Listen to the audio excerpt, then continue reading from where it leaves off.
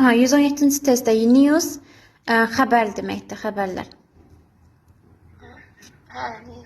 Saymayan isimdir, yəni saymayan isimlərlə baxaq, məsələn, birinci. Ümumiyyətlə, ofdan əvvəlki söz, pis sözü cəmdədir.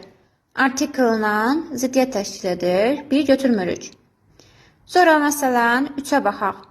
3-ü gətirib yerinə qoysa boşluğa a good news olacaq. Saymayan isimlə artikl işləmiş olacaq. 3 səhvdir. 5-cidə to piece of.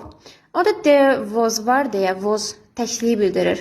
Ondan sonra cəm qoymuruq. Plus da to piece biz ofdan əvvəlki sözə baxırıq və miqdar birdən artıq miqdar sayılanan sola gələn isimlə cəmdə olmalıdır. To pieces olmalıydı. 5 də ona görə silirik. Qalır 2 və 4.